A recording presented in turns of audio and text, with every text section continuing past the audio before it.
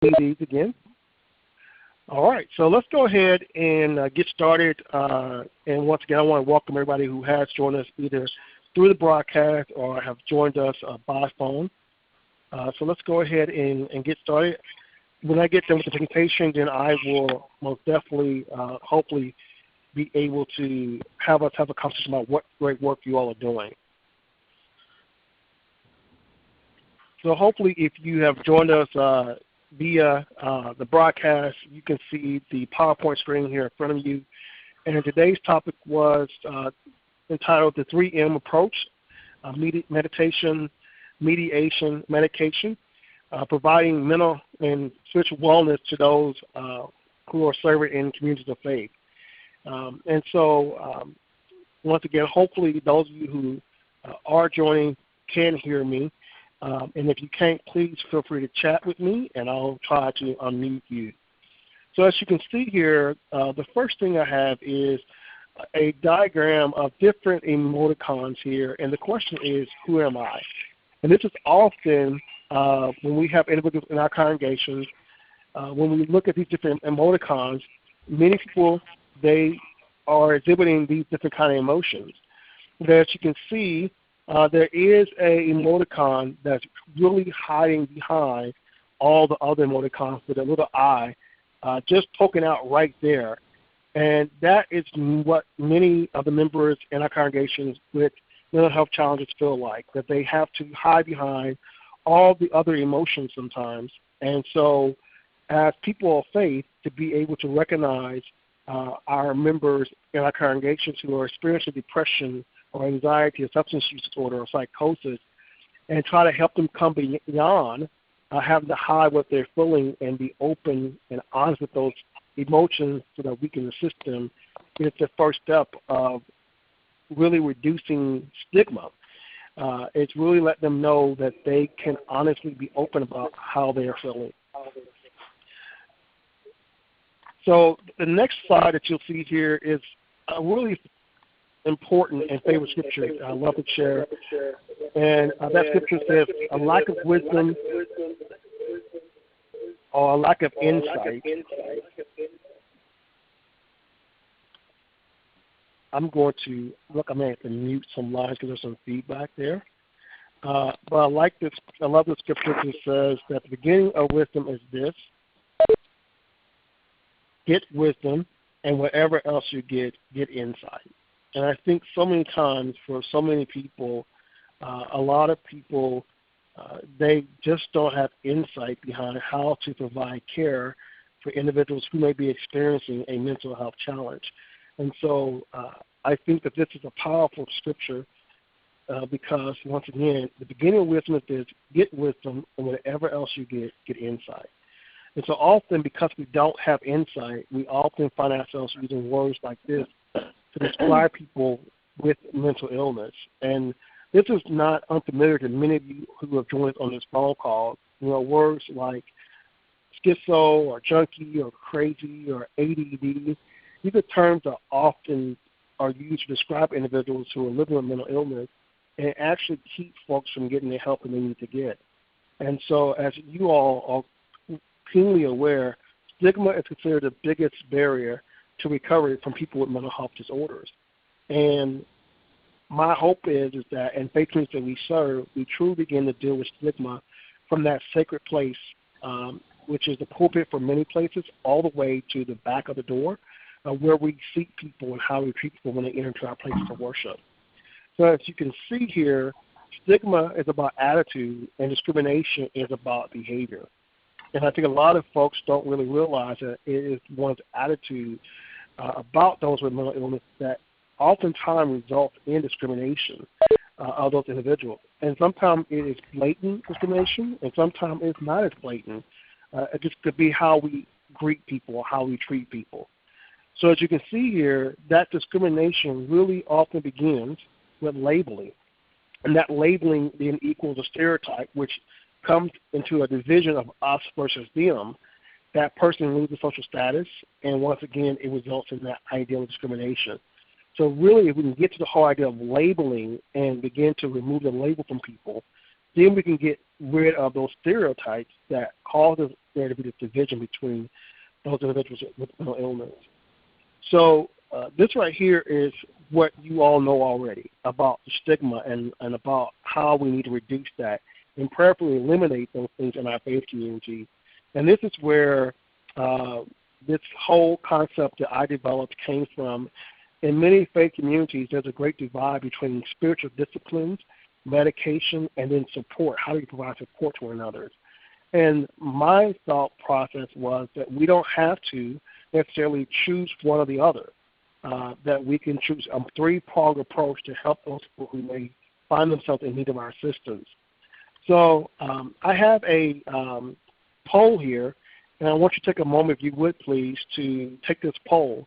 And the poll is, which approach do you hear promoted for recovery from mental illness in your sacred places? So if you all take a moment to take this poll here, what do you all hear? Do you hear spiritual disciplines as a way for recovery? Do you hear support groups as a way for recovery, or medication, or all? So let me give you a moment to take this poll. Let's see what we get.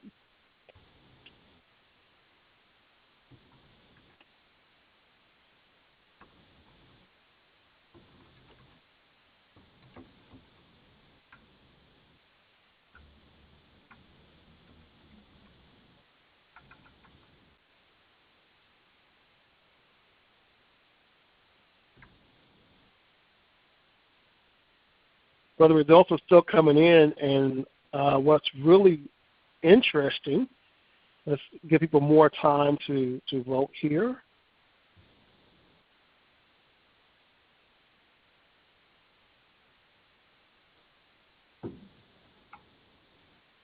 I'm going to go ahead and get some results here, and let's see what the results are.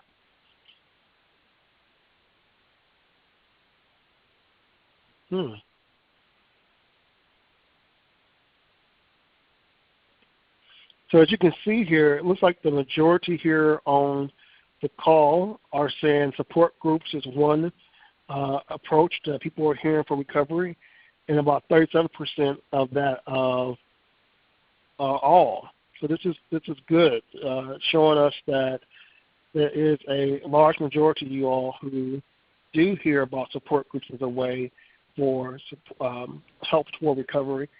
And I see 0 regards to spiritual disciplines, and it may be how I'm defining what the word spiritual discipline may be. And so when we speak of spiritual disciplines, often what I would hear is that of people's speaking of that of fasting or praying, or if not fasting or praying, or some kind of meditating on the word, or some kind of sacred text as a way to deal with one's mental illness. And so often that tends to be the approach that people often hear, that, if you just pray enough, then you could deal with your mental illness. If you just fast, then you could deal with your mental illness, or that by your willpower or your self-resolve, your mental illness can be dealt with. So I'm happy to see that a lot of you all do see support groups, and then 37% of you all said that all of those approaches, you've heard those in particular places. So I have about another 15 minutes, and I'm going to dedicate the next 5 to 8 minutes of those to going through the rest of the presentation, and then I wanted to do some Q&A. Oh, and Janet, thank you so much. Janet suggested here that we may include a category of none, because sometimes we don't talk openly about mental illness at all. So I would definitely agree with that. Sometimes there's not even a conversation that's been held in many congregations. So this definition of recovery, the process of recovery is supported through relationships and social networks, and this often involves family members who become the champions of their loved one's recovery. And I think that this speaks to many in our faith communities when we think about this whole idea of relationships and social networks being key to individuals really experiencing recovery.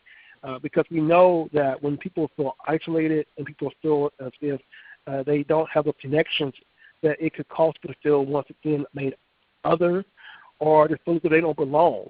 And I am The story that I love in one of my sacred texts is about a man who has been self-injuring in a cemetery, has been cast away by society into a cemetery. And the first question that is asked by Jesus in this text is, what is your name? And in many ways, I feel as if that is a way of this man actually being restored to actually having a name and not just being the one in the cemetery who's cutting and injuring himself, who's been cast away from his community.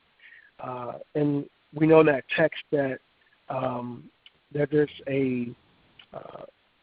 some say a demon that's focused, and my name is Legion, for we are many. But even in that text, it seems as if Jesus says, I'm not talking to you, I'm talking to the man here. And so I think it's important that restoring person's identity is so important in this process of recovery. And us working together as a support group is so important here. So this approach is a holistic approach. And as you can see, it really is, I believe faith communities really have to look at spiritual wellness holistically and take approaches that address not only one's spiritual well-being, but also the body and the mind. Because all these aspects are those of the individual, both one's emotional, mental, and spiritual well-being are important. And so when we speak of spiritual wellness, for many, this path of spiritual wellness may involve meditation, prayer, affirmation, or specific spiritual practices that support them having a connection to a higher power or belief system. That could be really key. But for some people in faith communities, they need to have a broader circle of things to rely on. So you'll see here, this is why I believe that the spiritual wellness shouldn't just be narrowed down to just one approach, but once again, multiple approaches, because it's a personal matter. And that person may find value in medication. They may find value in meditation. They may find value in having people who serve as mediators on their well-being. So let's look at these three approaches real quickly.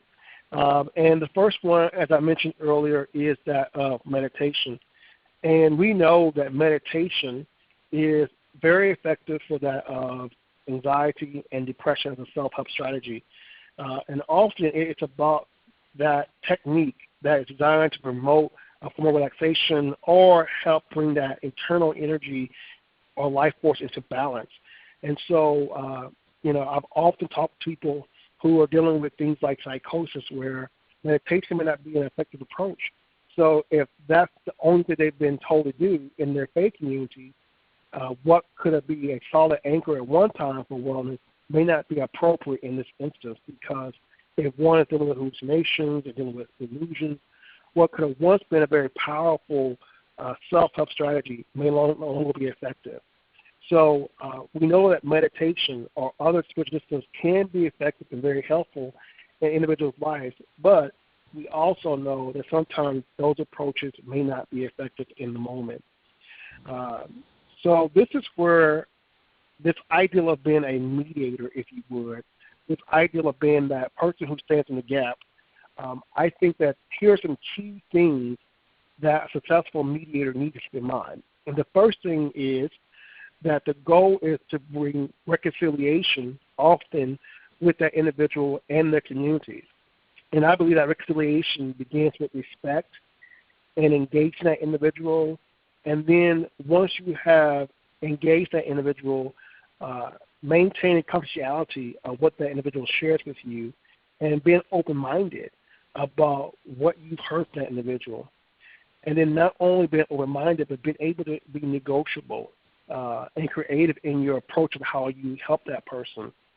And as you do that, then in agreement with that person, talk about how you can intervene and help them, because that intervention approach is really only going to come out of you listening and hearing what they need for you to do to help them, and then encourage them along the way to be successful in that path to recovery.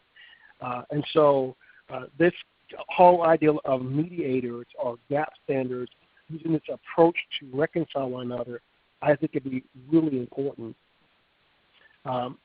As we look at medication, you'll see that, these are basically just different categories of medications. And I'll never forget a lady coming to one of my congregations and testifying about being med non-compliant. And she felt like she had been healed and didn't need her medication any longer. And in that instance, the congregation applauded her for being healed and not needing her medication anymore. And then this member just stopped showing up, and we didn't see her anymore. And I happened to wonder what had happened to her, and if it was the fact that because she needed to have medication again, that somehow she felt like she had let down the congregation, or somehow God had let her down. And so it really shifted my thought about how we really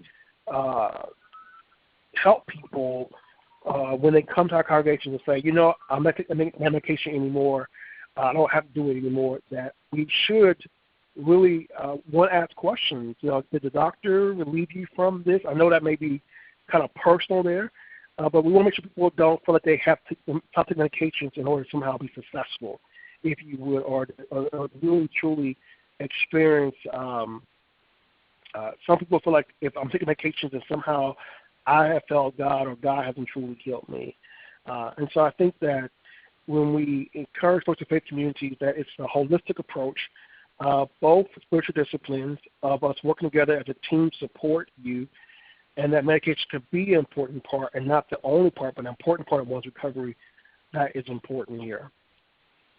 So the last thing you'll see here is basically just speaking to the fact that your influence is so important. And, if you can encourage folks to really seek assistance when they come to you for help and seek that assistance through support groups or through their medications, or you've been that mediator, that is so important. And that, of course, begins with being educated in programs like mental health first aid or psychological first aid, or even NAMI programming like Family to Family, getting trained in RAP programming or even suicide prevention programming. All those things can be really important pieces to getting assistance in how to become educated and how to help individuals out. And that's why, as I come to our last slide, I want to point you out to what we're going to be doing as part of a mental health literacy campaign and Pathways to Promises in May. We're going to encourage congregations to host a Sabbath of Hope weekend where they will increase mental health literacy in their congregations by making linkages with regards to symptom depression and providing referral and treatment options through either sermon or through their liturgy or through some kind of resource table.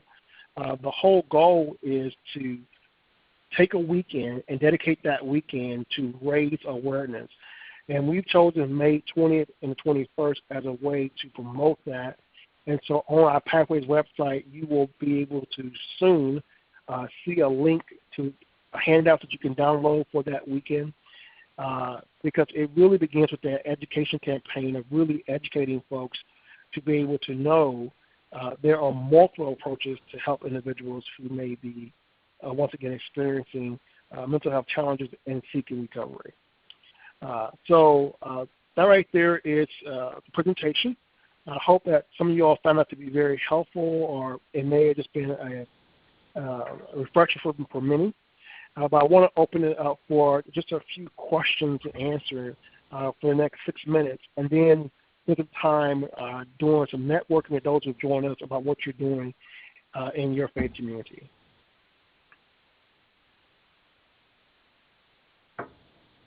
So I see Carlos' hand is raised. What question do you have, Carlos? Do you want to type that in to me here? I can't actually hear you because I think you may be on the broadcast.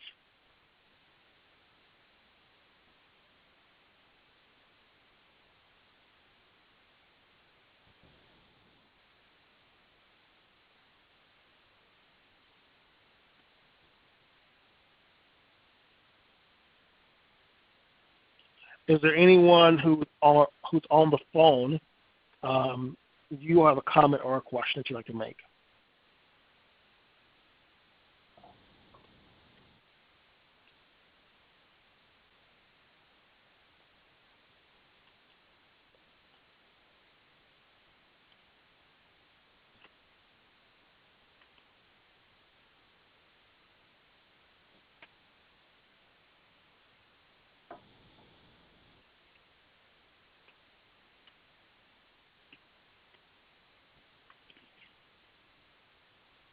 So can everyone still hear me? This is Barbara Myers. I can hear you. Okay, great.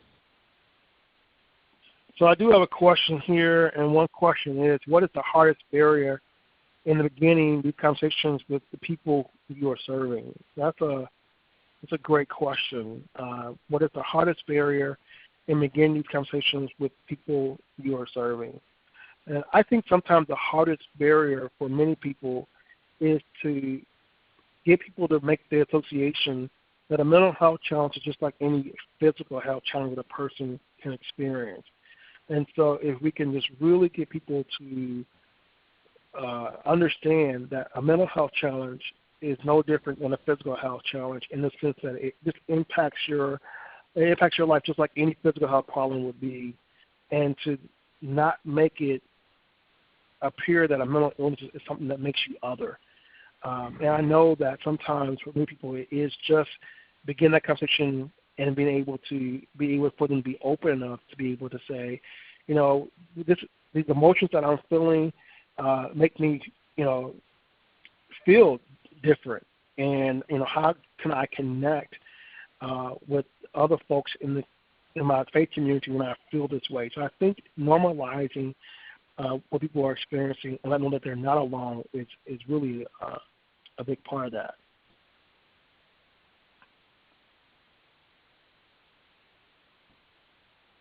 Thank you, Jamie. Anyone else have a question here? We do have a chat function, so if you want to type your question in the chat, you can do that, and I can read the question out loud and answer that way.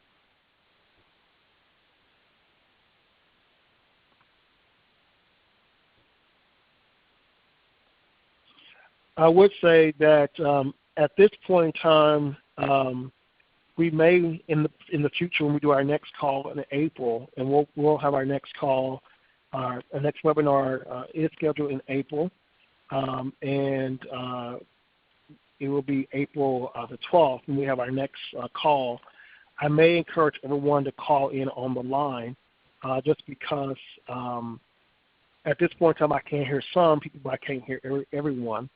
I do have a message here from Barbara Myers saying it's important that the message comes from the minister, and I most definitely or from multiple voices. I most definitely agree with that. I think that, how mental illness is conveyed from sacred places or pulpits is so important. And I talked to some of my ministry colleagues, and I've said to them, when you talk about, but for the grace of God, so would I be, then what that comment says is somehow that those people who are dealing with depression or anxiety or substance abuse, somehow God's grace has missed them. And so I encourage colleagues from the pulpit to really talk about mental health not from a point of judgment, as if somehow they have been punished by God or overlooked by God, because that right there alone could cause individuals to feel like somehow their higher power or God has somehow overlooked them in so many ways. So I think that I agree, Barbara, that these messages most definitely need to come from sacred places and from other parts. And then, Doug, we most definitely will get the word out about Cypress of Hope, and we'll get that word out to everybody.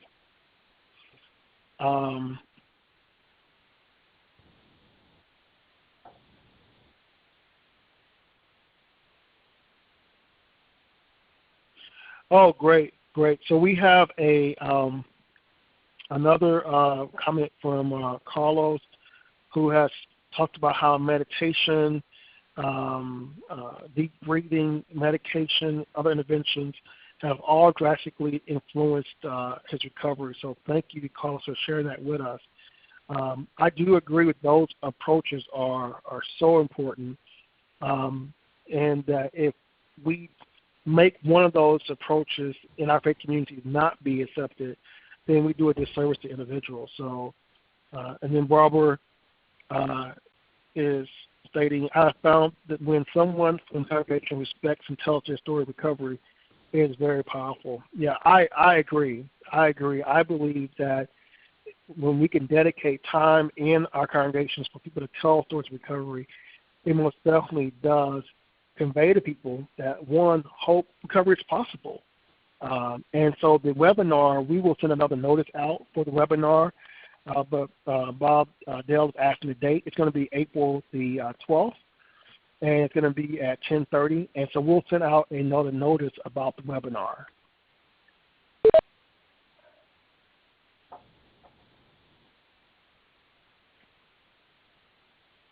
Well, it's 11:01, and typically what we would do is try to set aside some time for individuals to share what they are doing in their organizations. But at this point in time, the only way that could be shared is if people are chatting those things in and I can read those things off, or if everybody was joining us on the phone call. I would encourage those on the phone call, if you want to share what you're doing, people probably could hear you on the broadcast. So is there anyone on the call who want to report out what you've been doing in your organization?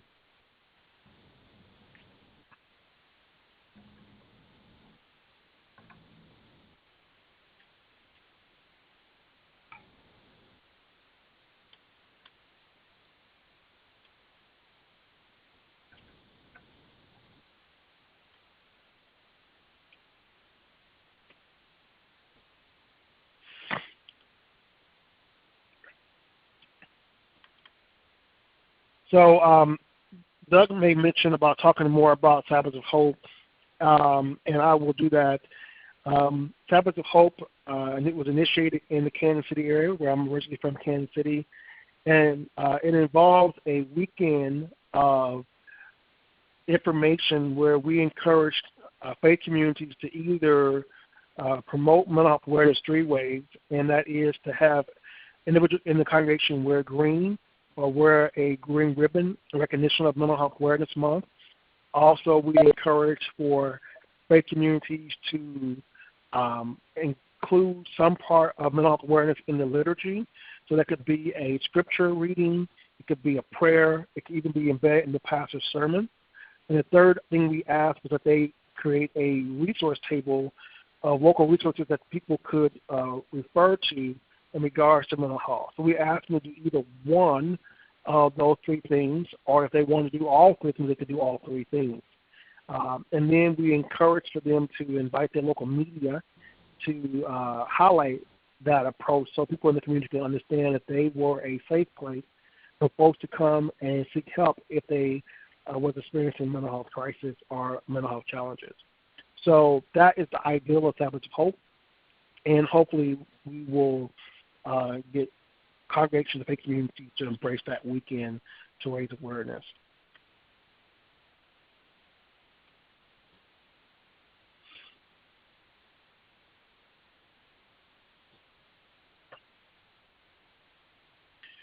Janet Altmeyer states that as a first step to establishing a mental health ministry, we're taking measures to create a companionship ministry, and she's seeking a facilitator training.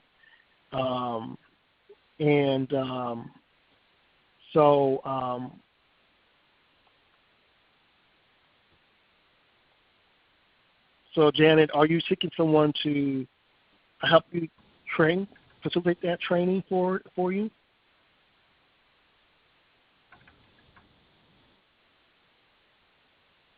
And then I'm hearing from Jamie Adassi saying that we started a bi-weekly meditation group for all of our staff at MHCD, and we're piloting it with 10 staff members over 10 weeks to see what changes people experience with their clinical and non-clinical work and personal life. That's great. I would love for Jamie, for you to share with us on our April call how that's going. Once again, Jamie pointed out there started a bi-weekly meditation group for their staff members at our organization, and they're going to be gauging to see what changes people are experiencing both clinically and non-clinically in their work and personal life. That's great. And then Barbara Myers is stating that she's really glad the pathway is pushing Sabbaths of Hope. So thanks, Barbara. And then Jamie also stated that they're also holding their first employee resource group meeting for faith and spirituality. Barbara Myers, we have a depression support group every Monday evening. And then Janet Altmeyer facilitates training for the Pension Ministry, Greg Windenbaum training, yes.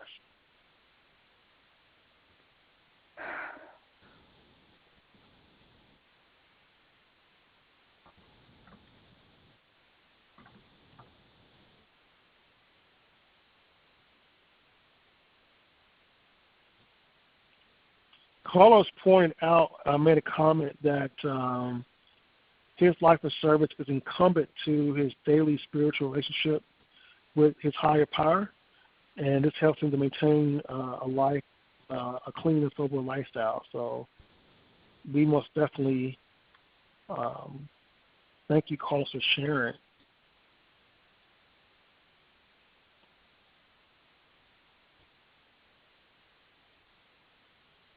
Is there anyone else who would like to share what their organization is doing?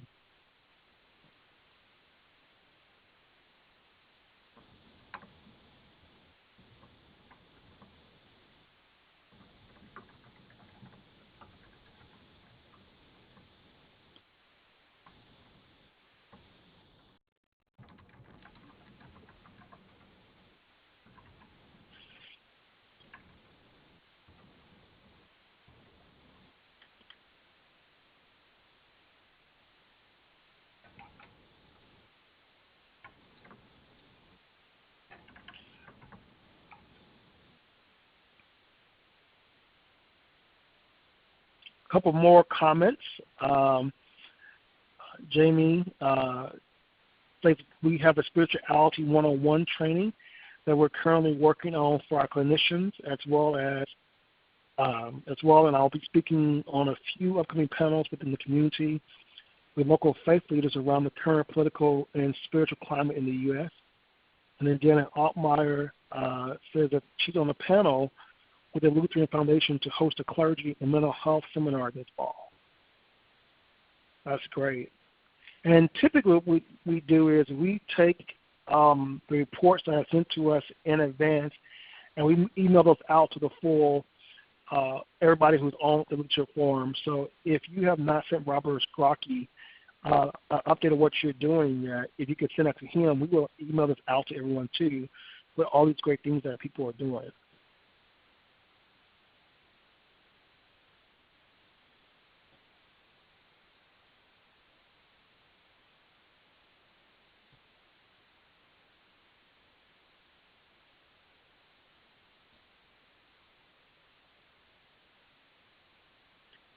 Well, I want to thank everyone who took the time to join us in this new format. We most definitely will try to work through all the bugs and make sure that we have those resolved next time so we can hear everyone's voice. And so I hope that everyone has a great rest of the week, and we will be sending out another email with the upcoming webinar in April. So I hope you all once again have a great rest of your week, and take care, everyone.